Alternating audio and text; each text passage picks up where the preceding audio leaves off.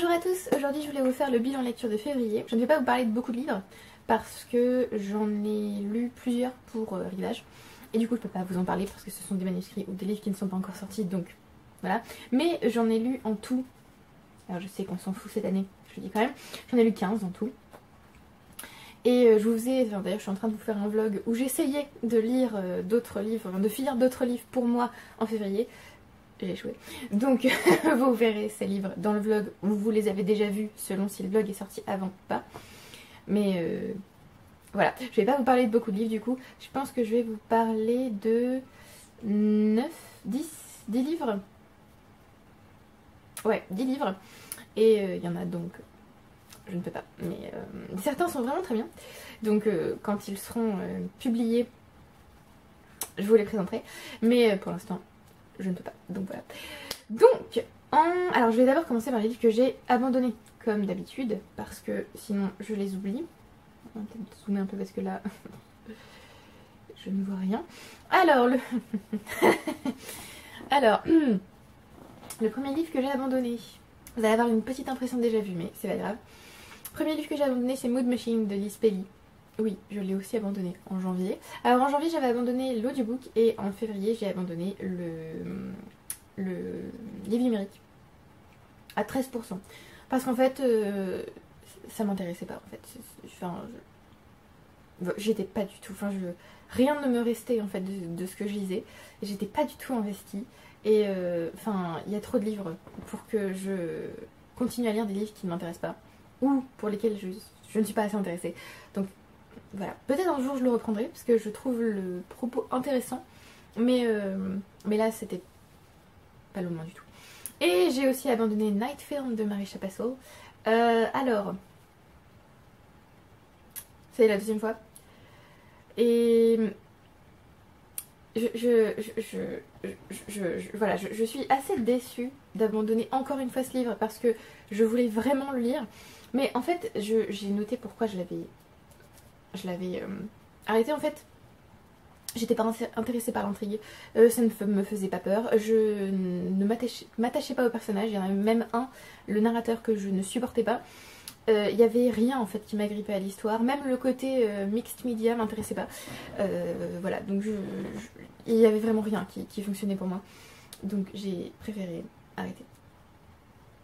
Voilà, parce qu'on avait aussi l'impression que c'était quelque chose d'énorme ce livre, enfin, vraiment que l'enquête était très importante et que ça avait que l'échelle de l'enquête était vraiment énorme, et moi en fait je ressentais pas du tout ça, donc voilà, j'ai arrêté du coup.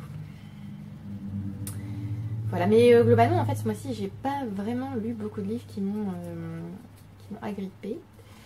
Si je suis tout à fait honnête, oui c'est plutôt des bonnes notes, mais en fait c'est pas, il n'y a pas de voilà.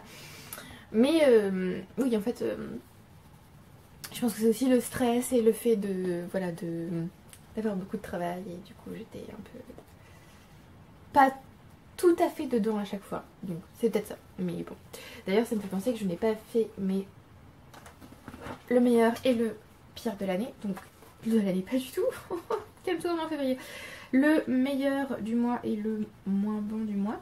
Ce mois est un peu spécial parce que j'avais vraiment pas l'impression d'avancer dans mes livres, parce que bah du coup j'ai c'est pas que j'ai plus de travail, mais j'ai, comme pour mon travail je lis, c'est pas non plus que j'ai moins envie de lire mes livres à moi, mais en fait comme j'ai lu par exemple toute la journée, bah en fait quand je reprends le train, j'écoute de la musique plutôt en fait, parce que je suis encore parfois immergée dans le livre que j'ai lu, et du coup j'ai l'impression d'avoir moins le temps de lire pour moi, ce qui est un peu frustrant, notamment à la fin du mois, mais j'y viendrai quand j'en parlerai.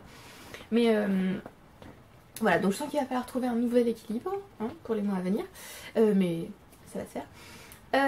J'ai aussi, Mathieu m'a dit de compter les livres dont je ne peux pas vous parler dans mon tableau Excel, ce qui me permet de prendre un peu de recul et de me rendre compte que oui, je lis beaucoup en fait, juste je ne peux pas vous parler de tous les livres que je lis. Ce qui est encore une fois un peu frustrant, mais c'est pas grave, je vais m'en remettre. Donc je vais vous parler de 10 livres là. Et j'ai l'impression qu'il n'y a pas vraiment d'énormes coups de cœur. Bon alors il y a 2 relectures qui sont des coups de cœur parce que font partie de mes livres préférés de tous les temps. Mais Ouais, ce mois-ci, il y avait... Voilà. Donc on va commencer par le premier. Alors j'ai pas beaucoup lu en physique, j'ai lu 5 livres physiques et tout le reste c'est audio et digital. Donc le premier livre que j'ai lu c'est The Lost World de Arthur Conan Doyle, qui m'a été offert par Mathieu ce Noël. Oui, ce Noël. Sachant qu'il m'avait aussi offert, du coup en lien avec The Lost World, Jurassic Park, qui m'avait offert dans l'année, je crois à mon anniversaire. Mais j'ai un doute. Et il m'a aussi offert The Lost World de Michael Crichton, du coup. Donc à lire tous ensemble, histoire d'avoir un panel parce que Michael Crichton s'est inspiré en fait, de The Lost World de Conan Doyle pour écrire ses romans. Alors, ce livre, j'ai pas détesté, j'ai aimé, j'ai pas adoré. Pour plusieurs raisons. D'abord j'aime beaucoup l'écriture parce que Arthur Conan Doyle écrit vraiment très bien, c'est très fluide. Le début c'était vraiment... j'étais immergée dans le livre et ça m'a un peu fait l'effet de Carmilla de Le Fanu que j'ai lu l'année dernière ou l'année d'avant, où vraiment j'étais un peu... j'arrivais pas à trouver des livres où l'écriture était vraiment enchanteresse entre guillemets, et là vraiment c'est l'effet que m'a fait ce livre au début. Et en fait je crois juste que les récits d'aventure comme ça, c'est pas tout à fait mon truc. Du coup j'ai aimé, j'ai passé un bon moment, mais c'est pas un de mes livres préférés parce que c'est pas le type d'histoire que j'adore. Bon aussi il y a des petites choses un peu datées dedans, hein. Il y a des petites remarques. Il y a aussi, alors il y a bon, alors pour vous résumer l'histoire parce que du coup si vous ne connaissez pas, en gros c'est l'histoire du professeur, c'est pas vraiment l'histoire du professeur Challenger d'ailleurs, c'est l'histoire d'un journaliste qui s'appelle Ed Malone qui a besoin d'un scoop. Et donc il va voir le professeur Challenger pour essayer d'obtenir de lui ce scoop justement. Et ça va déboucher sur une expédition pour découvrir un monde perdu. J'ai résumé de manière très succincte. Et donc, le narrateur est pas... Il est un peu naïf. Des fois, j'étais en train de lire en mode... Franchement, d'ailleurs j'ai beaucoup aimé la fin concernant le narrateur. Voilà, pas très bon. Mais surtout, il y a des remarques du professeur Challenger qui sont un peu déroutantes, du style oui, c'est la conquête de la Terre et c'est très, il faut maîtriser la nature et tout là. D'accord. Du coup, s'il trouve des animaux rares ou disparus, bah du coup c'est pas mal de les tuer pour les ramener quoi. C'est une vision assez, oui, conquérante on va dire, de relation assez conquérante avec la nature, donc c'est assez spécial. Mais j'ai quand même passé un bon moment. J'ai aimé comment c'était écrit, c'était assez... Alors, en fait, le problème que j'ai eu avec ce livre, c'était que ça ne m'a pas pris. En fait, j'étais pas complètement engouffrée dans le livre, je ne vivais pas le livre. Mais ça reste une bonne histoire et voilà, c'était très sympa. D'ailleurs je pense lire la suite parce que je ne savais pas. Mais il y a plusieurs aventures du professeur Challenger, pardon. Donc j'ai trouvé tous les autres tomes, il y a 5 tomes en tout. Je les ai tous trouvés sur Kobo Plus. Donc je pense que je lirai éventuellement la suite. Alors la suite n'est pas ultra appréciée par les lecteurs. On verra ce que ça donne. Je me suis demandé là à l'instant si vous me voyez bien. Parce que je ne suis pas forcément... Oui. On verra ce que ça donne, mais du coup, oui, je suis contente de l'avoir découvert quand même. Et du coup, c'était sympa aussi. Bon, là, du coup, ouais. En fait, le but, c'était de lire The Lost World pour ensuite pouvoir relire Jurassic Park et The Lost World de Michael Crichton et de repérer les petites références à The Lost World dans la duologie de Michael Crichton. Alors ensuite, en même temps, en fait, j'ai écouté Bride d'Ali Hazelwood. Et... Comment vous dire non. Voilà. On va vous dire simplement non. Pas du tout. J'ai envie de lire d'autres livres de l'autrice. Mais celui-là, en fait, j'avais envie de le lire parce que c'était de la fantasy. Et que du coup, ça me faisait vraiment très envie. Alors, pour résumer en gros l'histoire, c'est un mariage arrangé entre deux clans de créatures fantastiques qui sont ennemis depuis... des siècles, les loups-garous et les vampires. Et donc Misery, qui est donc une vampire, va devoir épouser un chef de clan, un mâle alpha du coup, des loups-garous. Je ne sais plus comment il s'appelle. C'est bien, c'est bien, ça montre que j'étais très investie dans ce livre. Il s'appelle L'eau, je crois. L'eau, voilà. L'eau. Alors, le début, ça allait. Voilà, j'ai bien aimé aussi l'univers qui était créé par l'autrice. Mais je n'aurais jamais dû écouter ce livre parce que, comme je l'ai écrit dans ma chronique Goodreads, parce que là du coup j'ai fait une chronique, c'était obligatoire, j'étais obligée. J'ai fait une chronique et le premier mot qui me vient à l'esprit quand je pense à ma lecture, c'est embarrassant, très gênant même, parce que j'écoutais ça dans le métro ou dans le train et des fois je me disais, mon Dieu, mais j'espère que les gens n'entendent pas ce que j'écoute parce que non. C'était... En gros, il y avait des scènes sexuelles qui étaient ultra gênantes à écouter. Il y avait aussi des tropes que j'ai détestées, mais bon, je vais essayer de vous en parler un peu plus en détail ici. Alors, voilà, donc c'est l'un des audiobooks les plus embarrassants que j'ai eu à lire de ma vie, que j'ai eu à écouter de ma vie. C'était très gênant en fait. Hein. J'avais envie de disparaître du wagon dans lequel je me trouvais à chaque fois que j'entendais ça et j'avais pas envie d'écouter ça en fait. Et c'était pas le pire, c'est peut-être ça le pire justement. Parce que les scènes gênantes, scènes sexuelles gênantes n'étaient pas le pire dans ce livre.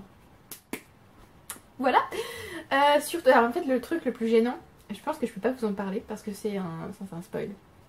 Oui, en quelque sorte c'est un spoil, donc je vous le mets en bannière spoiler. C'est pas vraiment un spoiler si vous y connaissez. Je sais pas si je peux dire ça, mais bref, je vous le mets quand même un spoiler.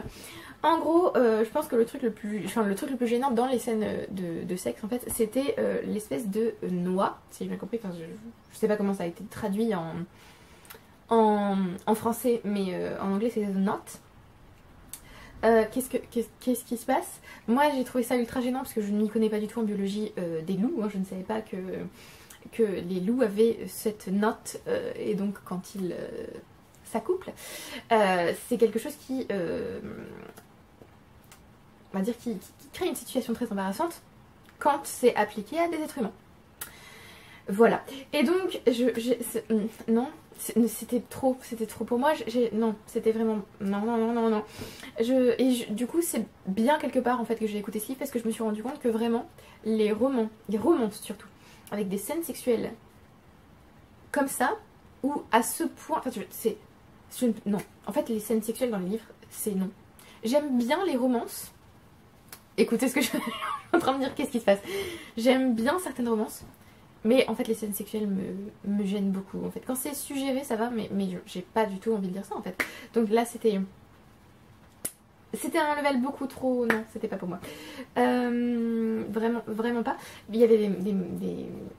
Oui, encore dans le spoil du coup il y avait des... Enfin, il y a des personnages masculins qui disent le même mot en boucle et moi j'étais là. Arrêtez.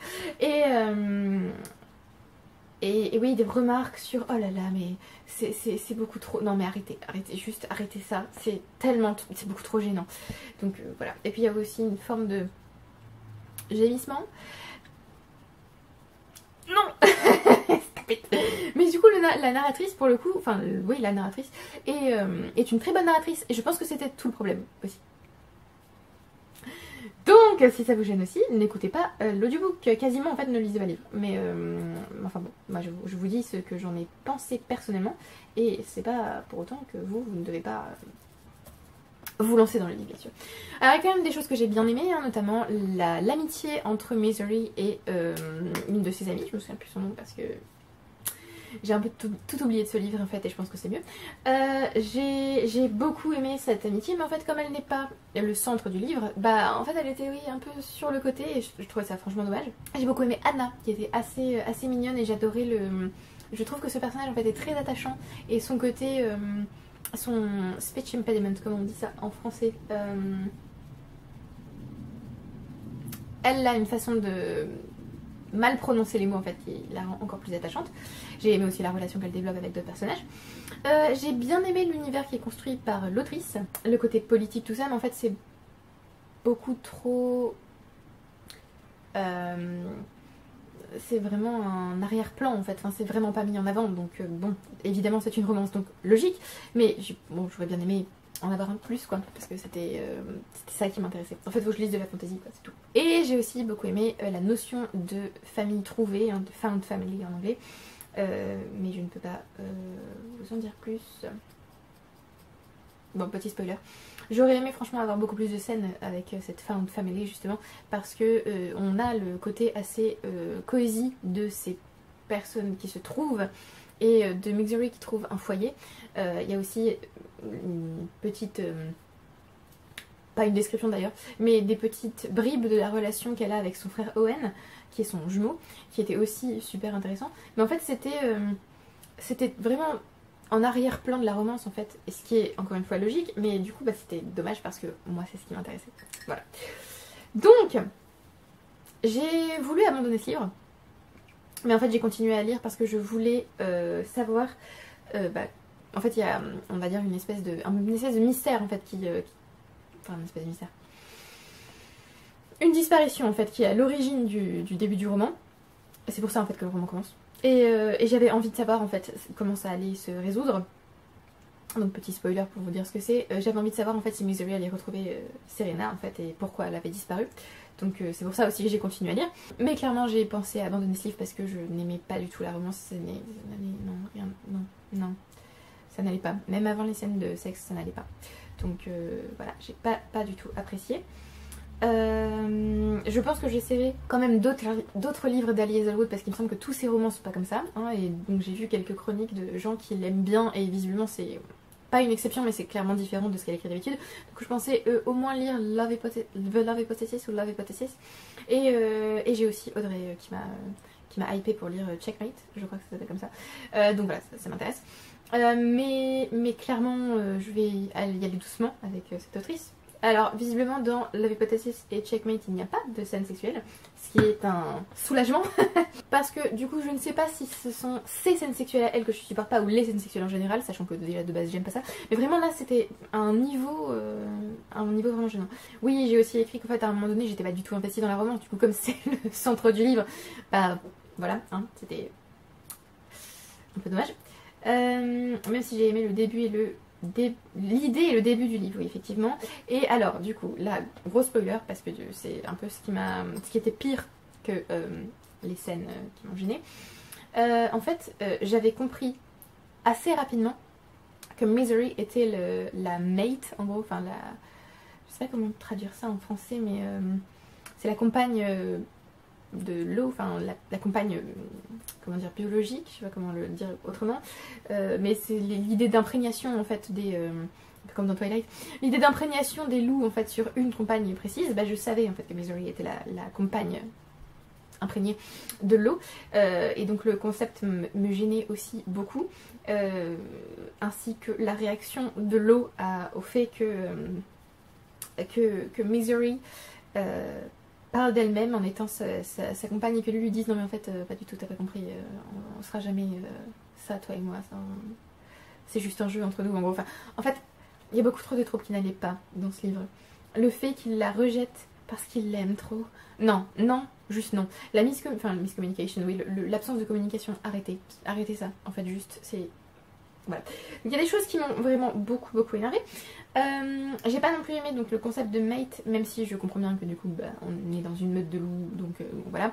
Mais j'avais au contraire bien aimé le fait que Migsory se convainque qu'ils peuvent avoir une relation, même si elle n'est pas sa compagne imprégnée, parce que ça donne l'idée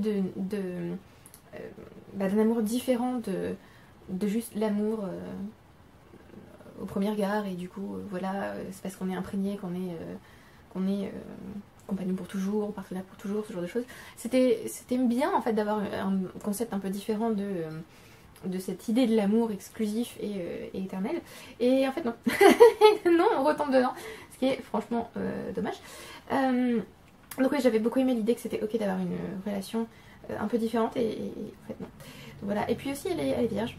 Alors il n'y a rien de mal à être vierge, mais c'est vraiment, j'ai l'impression vraiment que ce livre coche toutes les cases du roman, enfin de la romance cliché de elle est vierge, donc elle ne connaît rien au sexe, et du coup c'est son premier et éternel amour et voilà, je sais pas, c'est... En fait, rien qu'en comparant avec le bouquin que je suis en train d'écouter, First Time Caller de B.K. Borison, c'est vachement plus intéressant parce que le personnage principal féminin est plus âgé et donc elle a déjà une fille. Et oui, éventuellement il va y avoir une romance parce que c'est une romance, mais bah du coup elle est pas l'ingénue vierge qui découvre l'amour et le sexe. Quoi. Donc là c'était... non. Ouais, c'était pas... Du coup j'ai écrit sur Goodreads, il y avait quelque chose de d'old fashioned, mais pas dans le bon sens du terme. Donc bon. Et oui, donc je me demande si en fait j'aime juste pas les livres avec des loups-garous. Parce que j'en ai pas lu beaucoup. Et ouais, il y a tout le côté alpha et domination et tout ça. Je sais bien que c'est le but entre guillemets, enfin que c'est logique dans un livre pour les loups-garous, mais j'aime pas du tout l'idée. Ouais, je dis que ça m'avait jamais vraiment intéressé et que c'est l'audiobook Wolves and Werewolves in History and Popular Culture qui m'avait donné envie d'en lire. Mais voilà, donc j'essaierai un autre roman d'Elie Hazelwood, mais vraiment celui-là, non, c'était pas ça. Hein. Donc bon, quasi je regrette de l'avoir écouté. Mais bon, c'est bien de faire des expériences du roman. Alors ensuite, j'ai lu un livre qu'on m'avait prêté et que j'ai enfin lu, donc je vais pouvoir enfin le rendre. J'ai lu Le Bal des Folles de Victoria Mas, ou Ma d'ailleurs, je ne sais pas, qui m'a donc été prêté par Oriane, donc je l'ai enfin lu. C'est un roman qui se passe à la fin du 19e siècle, dans l'hôpital de la Salpêtrière à Paris. Hôpital où, enfin c'est un hôpital de folles en fait en gros, voilà, c'est pour les aliénés, les femmes donc, plus précisément, et on va assister à ce qu'ils appellent le bal des folles du coup. Une soirée donc où les Parisiens peuvent entrer dans l'hôpital de la Salpêtrière et assister à un bal du coup où les folles sont là aussi, et donc voilà, il y a des crises et ils peuvent s'encanailler, voilà, donc c'est très gênant comme concept et c'est bien fait dans le livre justement. Et donc on va suivre plusieurs femmes, certaines aliénées, certaines non, dans cet hôpital.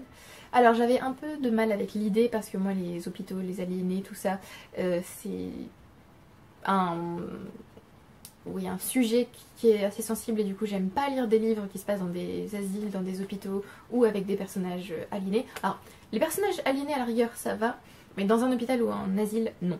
Donc voilà, donc j'avais un petit peu peur. En fait ça va. Il y a des scènes... voilà, mais franchement ça va. Il y a une scène que j'ai lue dans le métro, non, dans le train, et elle était magnifique cette scène, et ça m'a glacée, ça m'a fait frissonner, j'étais une bulle d'émotion dans le train, c'était vraiment juste trop beau cette scène. Bon, je vais pas vous la spoiler parce que vraiment, mais vraiment c'est une scène vers la fin où une infirmière revient, oh là là, trop beau, bref, concentrons-nous. J'ai beaucoup aimé, j'ai trouvé par contre que c'était un peu, enfin je lui ai pas mis 5 étoiles sur mon spreadsheet parce qu'en fait j'ai trouvé que c'était un peu anachronique parfois, la façon dont les personnages féminins sont présentés, du style, enfin je sais pas, on a l'impression, enfin on sent qu'en fait c'est une femme du 21e siècle qui écrit un livre sur les femmes du 19e, avec donc des concepts qui sont étrangers au 19e siècle parfois. Donc voilà, j'ai trouvé que c'était un peu anachronique peut-être, mais j'ai beaucoup aimé l'éventail de personnages qu'on rencontre. J'ai beaucoup aimé Thérèse, qui du coup est présentée comme une femme importante dans le résumé, mais en fait on la voit pas beaucoup, donc j'ai trouvé ça un peu dommage. J'ai adoré Eugénie, vraiment. J'ai trouvé que c'était ultra intéressant d'avoir l'idée de l'occultisme et du spiritisme en fait qui s'incruste dans le livre, et de lier ça à la folie. C'était vraiment très intéressant. J'ai beaucoup aimé Geneviève, qui est donc infirmière. Et là du coup je vais vous faire une petite section spoiler parce que je pense que vaut mieux entrer dans le livre en sachant qu'on entre juste dans la Salpêtrière et qu'on découvre des femmes. Mais donc je vais vous faire une petite section spoiler. Geneviève en fait est dévouée à Charcot et en fait elle se rend compte que elle est persuadée d'être dans le vrai et d'être comment dire, immunisée en quelque sorte, qu'elle est différente des autres femmes et que donc elle est différente des aliénées. Les aliénées ne sont plus vraiment des femmes en fait pour elle, ce sont des patientes et du coup il y a vraiment une barrière entre elles. Et en fait au fur et à mesure du livre elle va se poser des questions et se rendre compte qu'en fait elle n'est pas si différente d'elle et qu'elle n'a pas de traitement de faveur puisqu'à la fin elle se retrouve en fait elle aussi enfermée à la Salpêtrière. Et du coup j'ai trouvé cette espèce de chute du personnage vraiment ultra intéressante, surtout que c'est pas vraiment une chute parce qu'en fait elle Il y a plusieurs personnages qui évoquent le fait qu'elles ne veulent pas quitter l'hôpital parce qu'elles sont en sécurité dans l'hôpital en quelque sorte. Même s'il y a les infirmiers et qu'il y a des médecins et qu'elles sont considérées comme des rebuts, enfin pas des rebuts de la société mais un peu en vue comment elles sont traitées. Mais même si elles sont considérées comme à l'extérieur de la société, elles sont en sécurité comparées aux rues de Paris. Et j'ai trouvé ça ultra intéressant et ultra beau en fait, cette espèce de communauté de femmes enfermées en quelque sorte. Donc voilà, c'était vraiment très beau. J'ai adoré le personnage de Jenny avec le fait qu'elle voit des fantômes, tout ça, c'était génial. Et j'ai trouvé que c'était très bien écrit, donc je pense que je lirai un autre roman de l'autrice. J'ai vu qu'elle avait publié un autre livre, mais je me souviens plus son nom. Je ne sais pas s'il est écrit là quelque part. Non, parce que je crois que c'était son premier roman et donc il est pas... Oui, donc je sais qu'elle a écrit un autre livre. Mais du coup c'était vraiment une très bonne surprise et ça m'a pas troublé plus que ça. Un miracle, voilà, de Victoria Mass, publié en 2022, qui a moins marché j'ai l'impression. Mais j'ai quand même envie de le lire. Et du coup voilà, j'étais vraiment j'étais agréablement surprise par ce livre. Même si comme je vous l'ai dit, hein, je suis pas anachronique pour certaines choses. Mais ouais, c'était vraiment très très sympa. J'ai eu envie d'écrire dans le livre, je me suis retenue bien sûr parce que c'est pas mon livre. Mais du coup j'ai pris en photo certaines citations qui m'avaient particulièrement plu. Mais vraiment il y a une scène qui m'a glacée et en même temps qui m'a vraiment touchée. Donc voilà, donc très bonne lecture, je vous le conseille si vous ne l'avez pas encore lu. Non, je vais le mettre là. Ah voilà, les piles sont en train de rendre l'âme, c'est merveilleux. Et je ne suis pas encore à la moitié. Alors ensuite j'ai lu un autre livre physique, cette fois c'est une lecture commune, j'ai lu Le Ventre de Paris d'Émile Zola avec Mathilde, puisqu'on a lu La Curée l'année dernière ensemble, et alors ce livre était fait pour moi, c'est ironique. Alors comment vous dire, Zola ici se concentre sur les halles de Paris, donc le marché à ciel ouvert dans Paris, et du coup il va nous décrire en long, en large et en travers des étals de fruits et de légumes certes, mais aussi de viande, de poisson, et on a des scènes d'abattoir. Ah, fait pour moi ce livre, vraiment. Puis j'ai l'impression qu'il était plus long aussi que La Curée, donc yay. Mais c'était quand même évidemment un très bon livre parce que c'est Zola, c'est très bien écrit. C'était vraiment un poème ce livre en fait, enfin un poème à la bouffe, clairement. Il y a des passages où il décrit les fruits et les légumes, les fleurs, vraiment c'était un poème, c'était vraiment très très beau. Il y avait un mélange de couleurs et une vie en fait dans cette nourriture qui était incroyable. Bon, c'était aussi ultra comment dire, cruel, comme Émile Zola on a l'habitude, puisque je ne vous ai pas du tout parlé de l'histoire, mais en gros on va suivre Florent qui sort du bagne, qui retourne à Paris et qui retourne vivre chez son frère. Donc il rencontre, je crois qu'il la rencontre parce que je crois qu'il l'a pas encore rencontrée. Et il rencontre donc sa belle-sœur, Lisa Macquart. Je me souvenais pas du tout de son rôle dans la famille, je me suis dit qui est cette personne, mais j'ai un peu plus compris, mais en fait, j'ai un peu de mal à situer tous les personnages de la famille Rougon-Macquart. Donc Lisa Macquart. Et en gros, Florent a été enfermé au bagne pour des raisons politiques. Et éventuellement, il va peut-être se replonger dans la politique dans ce tome. J'en dis pas plus. Mais c'était très bien écrit comme d'habitude. C'était vivant. Alors, je vais peut-être essayer de vous lire un passage. Bon, voilà. Étal de poisson, vive ma vie. J'ai mis que c'était une quasi-ekphrasis, donc c'est-à-dire une représentation, comme un tableau en fait qu'on décrirait dans un roman ou dans un poème. Cependant, les crevettes roses, les crevettes grises, dans des bourriches, mettaient au milieu de la douceur effarée de leur tas les imperceptibles boutons de jet de leurs milliers d'yeux. Ok. Non, vraiment, c'était vraiment très très beau. Et du coup, on en parlait aussi avec Mathieu, le fait que Zola est pas très pro-romantique, et pour autant, ce livre est peut être perçu comme ultra romantique parce que c'est vraiment juste trop beau en fait ce qu'il écrit.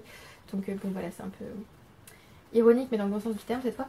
Et voilà, donc c'est quand même ultra cruel, c'est l'idée de déchéance de personnages encore une fois parce que c'est vraiment le thème fort de Zola, hein, la déchéance des personnages et pour quelle raison il déchoit.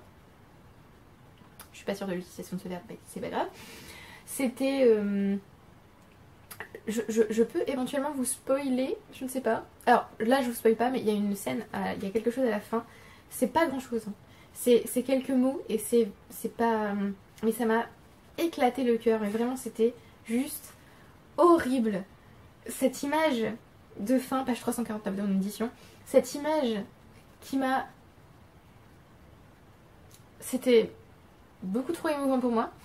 Et donc voilà, donc on a un mélange entre des personnages très innocents et des personnages qui sont capables de faire des choses assez répréhensibles pour obtenir ce qu'ils veulent.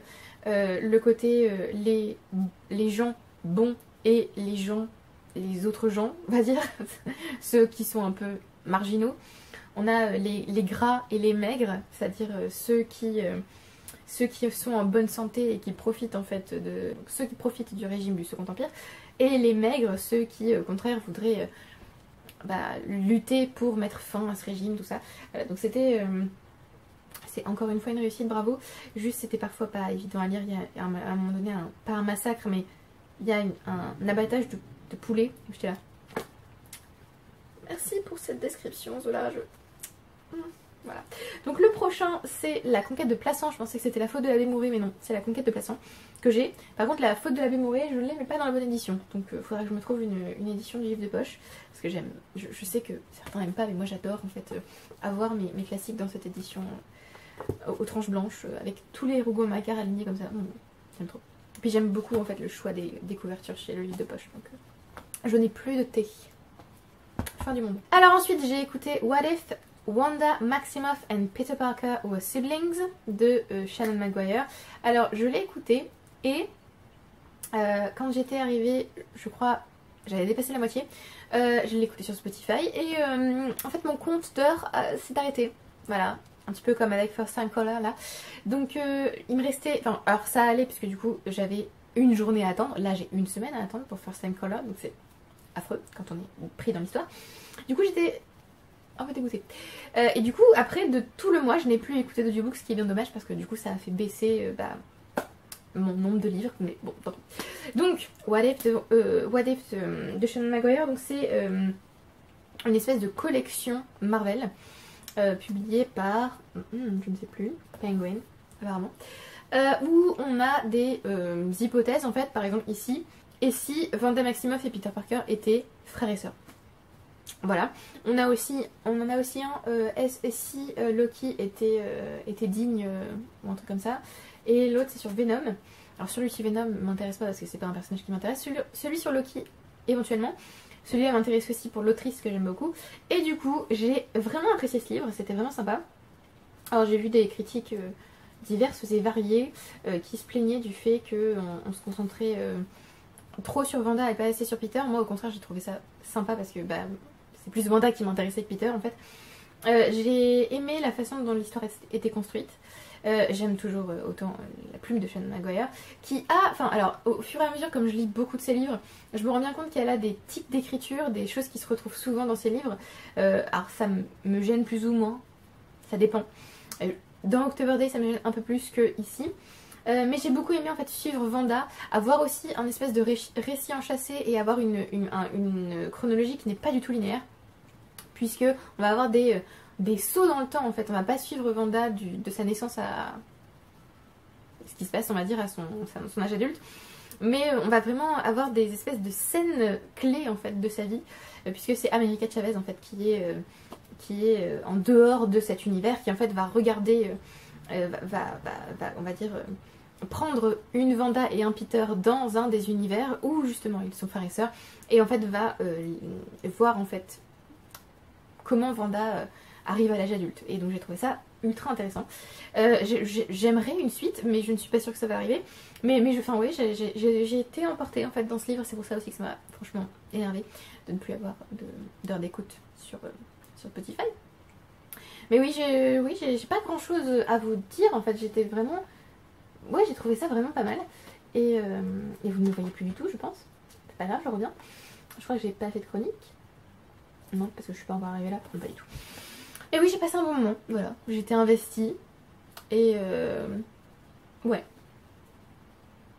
D'ailleurs, j'ai choisi cet audiobook comme je l'ai choisi pratiquement tous, c'est-à-dire oh pourquoi pas. Allez. Donc voilà, donc c'était vraiment pas mal. Beaucoup mieux qu'on parlait du coup. Mais après, ça m'a un peu fait passer l'envie en fait d'écouter des audiobooks, donc il n'y en a plus. Après, il n'y a plus que des romans ou des nouvelles digitales ou papier.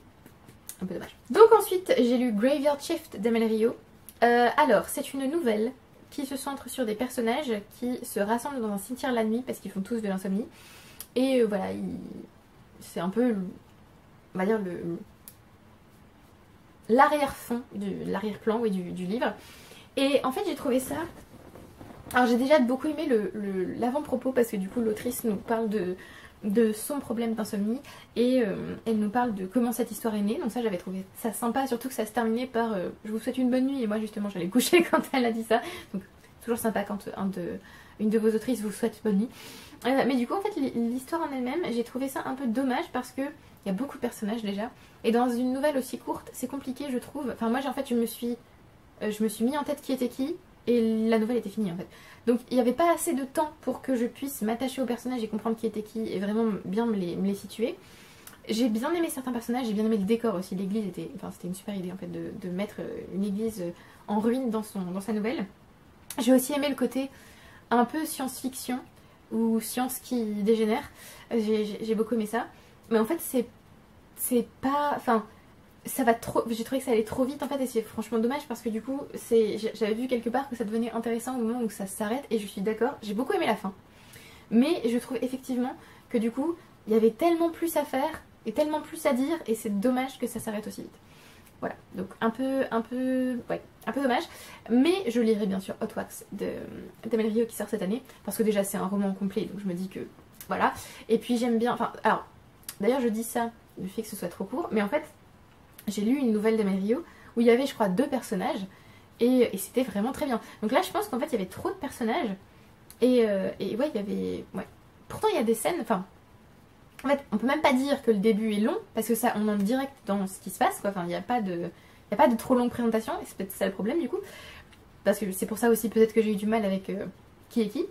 Mais on entre direct dans l'histoire et je sais pas moi j'ai eu l'impression qu'on n'avait pas le temps, enfin... Les personnages sont bien définis et on sait qui est qui et ils ont des personnalités différentes, ils sont pas du tout interchangeables. Mais je sais pas, moi j'ai trouvé que c'était... Ouais, pour moi c'était trop rapide. En tout cas pour cette histoire-là, j'ai trouvé que c'était trop rapide. Voilà, donc un peu déçue parce que je voulais vraiment aimer ce livre. Mais ça arrive. Je continuerai quand même à la lire. Donc les 2 derniers livres dont je vais vous parler ensemble parce que bon, c'est logique d'en parler ensemble. Alors on a donc la duologie Jurassic Park avec Jurassic Park et The Lost World de Michael Crichton que j'ai voulu relire. Alors c'était une relecture assez laborieuse, hein, j'aime toujours autant, mais c'était laborieux parce que je ne me suis pas rendu compte quand je l'ai lu en fait la première fois. J'ai été complètement absorbée par le livre parce que c'est la première fois en fait que je les lisais et du coup c'était vraiment une découverte complète et j'étais vraiment à fond dedans. Là comme je savais ce qui se passait, je me souvenais pas de tous les détails mais je savais quand même globalement ce qui se passait, c'était un peu plus long et j'avais aussi du coup du travail et j'étais stressée et du coup j'arrivais pas à avancer dans mes livres et donc je crois que j'ai mis 7 jours à lire les deux, voilà, 7 jours à lire le premier, 7 jours à lire le deuxième. Donc normalement ça m'aurait pris 2 ou 3 jours quoi parce que c'était ultra prenant et du coup j'arrivais pas à entrer dedans, c'était vraiment... Voilà, c'était assez frustrant. Et donc le premier tome, Jurassic Park donc, que à peu près tout le monde connaît, qui se concentre sur ce parc qu'Hammond a créé, dans lequel il a du coup réinventé en fait des dinosaures et il demande l'assentiment, on va dire l'aval de scientifiques d'un paléontologue, d'une paléobotaniste et d'un mathématicien qu'il invite en fait dans son parc pour voilà, éventuellement qu'ils disent ah oui c'est merveilleux et on va faire de la pub pour le parc. Et alors je peux éventuellement si vous voulez vous faire une vidéo comparaison entre Jurassic Park, le livre et le film puisque j'ai revu les films aussi, hein, donc je peux même vous faire une vidéo avec les 4, donc les 2 livres et les 2 films parce que c'est tellement différent que voilà. En fait le personnage de John Hammond dans ce livre est insupportable. Enfin moi j'avais envie de le tarter à longueur de temps. Alors que dans le livre ils en ont fait un personnage assez touchant quand même, qui m'énerve aussi parce que je supporte pas, mais qui est quand même beaucoup plus touchant que là vraiment il n'y a rien à sauver quoi. Donc bon, Ian Malcolm reste mon personnage préféré. J'ai beaucoup aimé, j'ai juste pas réussi à entrer dedans assez rapidement, en fait aussi rapidement que la première fois puisque celui-là je l'avais lu en 2 jours, vraiment je l'avais inhalé le livre, c'était incroyable. mais voilà, puis c'est un techno-thriller du coup, bon le côté thrill était moins prenant ici. J'ai pour autant voilà, beaucoup aimé retrouver Ian Malcolm surtout qui reste donc mon personnage préféré. J'ai commenté le livre évidemment. Et voilà, tout le côté écologique, tout le côté éthique, scientifique était...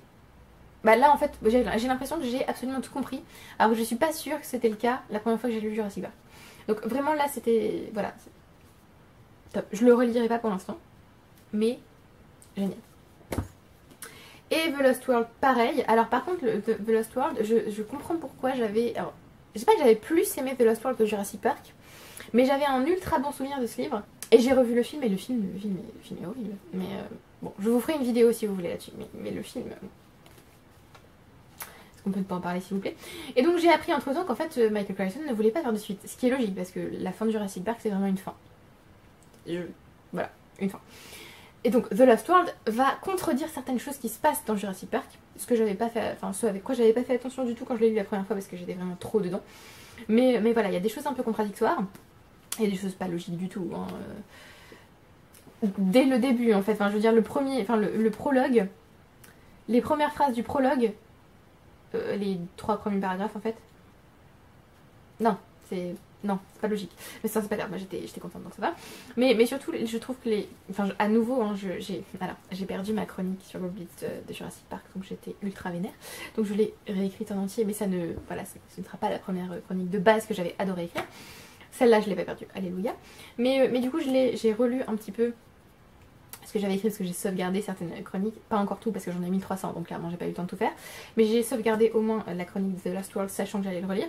Et en fait je me suis beaucoup plus attachée aux personnages dans ce tome 2 que dans le premier tome. Je trouve que les personnages du premier tome sont, je sais pas, moins vivants. Les personnages ultra énervants sont ultra énervants, y a pas de problème, hein, voilà.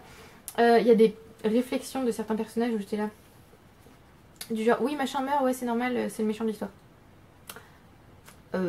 Alors oui, c'est peut-être un peu léger. Et donc ici, j'ai trouvé que les personnages étaient beaucoup plus attachants.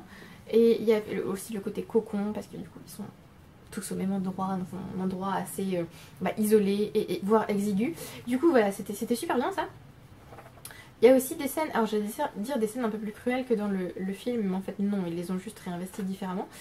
Et...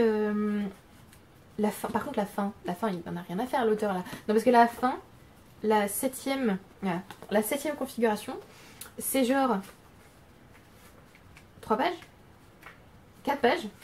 Et c'est vraiment genre allez vite on boucle parce que j'ai vraiment pas envie. Parce que du coup j'ai appris, c'est ça, j'ai pas fini ma phrase mais maintenant je peux le dire. J'ai appris qu'en fait Michael Crichton n'avait donc pas envisagé de faire de suite et que c'était en fait la pression de Steven Spielberg pour faire une suite au cinéma qui l'avait poussé à écrire ce tome 2. Donc je comprends qu'il soit moins apprécié, moi j'aime toujours autant. Mais oui, effectivement, il y a des petites contradictions, des petites incohérences, et bon, on sent vraiment qu'à la fin il en avait marre. mais j'ai trouvé par contre que ces personnages étaient vraiment authentiques, qu'ils étaient touchants, et j'adore ces personnages. Harding, Malcolm, voilà. Donc voilà, c'est tout, je vais pas vous parler des autres, donc je ne vous en parle pas. Les meilleurs du mois sont donc... Jurassic Park et The Lost World, parce que bon, c'est facile, hein, ce sont... Ah, d'ailleurs, The Lost World, je l'ai lu en lecture commune avec Mathilde et Amélie. Et du coup, il faut que je fasse plus souvent des lectures communes, en fait, ça me motive à lire des livres. D'ailleurs, là, j'ai proposé à Audrey qu'on fasse une lecture commune sur La Tempête des Échos, le 4e tome de La Passe Miroir de Christelle Dabo, que je n'ai fini. J'ai commencé, mais il y a un truc qui m'a saoulée, donc j'ai arrêté de lire. Mais il faudrait que je reprenne et que je finisse enfin cette quadrilogie. Il faudrait que je lise un résumé spoilant des 3 premiers parce que je m'en souviens pas et que je n'ai pas l'intention de les relire parce qu'ils sont longs. Donc voilà, j'adore le tome 2, mais là j'ai vraiment pas envie de relire ça en entier, mais j'ai quand même envie de lire le tome 4. Donc voilà, donc je pense que faut que je fasse plus souvent des lectures communes. Donc je me dis, peut-être La Tempête des Échos en lecture commune, ça peut le faire. Si quelqu'un d'autre est intéressé, c'est le moment. Mais oui, je pense éventuellement faire ça, peut-être pas en mars, mais peut-être en avril, ou... Oui, ce serait pas mal. Ou cet été, je ne sais pas. Mais j'aimerais vraiment beaucoup le faire. Donc voilà. La lecture commune, ça m'a bien aidé. J'ai failli abandonner The Lost World d'ailleurs, hein, parce que j'arrivais pas à m'investir et je voulais pas gâcher ma relecture en fait, parce que je trouve que c'est horrible en fait quand on relit un livre qu'on adore et qu'on risque de gâcher la relecture parce que bah, ça va pas. Et non, j'ai réussi, je me suis aidée de ce livre. Hop. What If, je pense que j'étais attirée par ce livre parce que clairement il y avait un T-Rex sur la couverture. Je veux dire, parce que j'étais en train de lire The Lost World. D'ailleurs, il y avait des dinosaures partout pendant que j'étais en train de lire The Lost World. Il y avait des références à des dinosaures absolument partout. Et justement, donc ça, c'est pas du tout sur des dinosaures à l'origine. Et en fait, j'ai lu une partie qui parlait de dinosaures justement, au moment où j'étais en pause pour The Lost World. Donc je me suis dit bon allez, on va reprendre. Et effectivement j'ai repris et ça s'est très bien passé. Mais voilà, donc ce sont bien sûr les meilleurs du mois. Mais oui, en fait je trouve ça, et ça confirme en fait ce que je pensais, les relectures c'est compliqué parce que je me dis, on risque de moins aimer le livre alors que c'est quelque chose qui nous touche beaucoup. Et je les ai pas moins aimés, mais j'ai quand même été beaucoup moins prise en fait dans ces romans. Et donc voilà, donc je suis contente de les avoir relus. D'ailleurs ils ont presque la même... ouais. Contente de les avoir relus, je les aime toujours autant. Et voilà, Ian Malcolm est un de mes personnages préférés. Voilà, panthéon des personnages préférés. Mais voilà, il faut être prudent dans les relectures et savoir quand les enclencher, on va dire. Donc les meilleurs du mois. Parmi les nouveaux livres que j'ai lus, je dirais que les meilleurs seraient... bon, Le Vent de Paris, j'ai envie de dire évidemment. Et alors les moins bons, bah du coup Bride, hein. Je pense qu'il n'y a pas... Ouais. Il n'y a pas photo, Bride c'était pas possible. Voilà, je suis...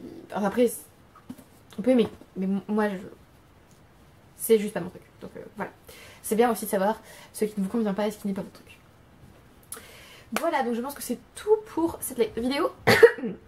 Je m'étouffe. Je pense que c'est tout pour cette vidéo. Merci à vous d'avoir regardé la vidéo jusqu'au bout. Merci à ceux qui ont commenté, qui s'abonnent. N'hésitez pas à me dire si vous avez lu ces livres, si vous les avez aimés, si vous avez envie de les lire maintenant que vous les avez vus. Est-ce que vous avez lu, vous, en février? Si c'était un mois, comme c'est le mois le plus court de l'année, si vous avez réussi à profiter de ce mois pour lire à fond, ou si vous avez moins lu, ou si, voilà, ce que vous avez pensé de ce mois, en fait, lecture. Et je vous retrouve bientôt pour une prochaine vidéo. Bye!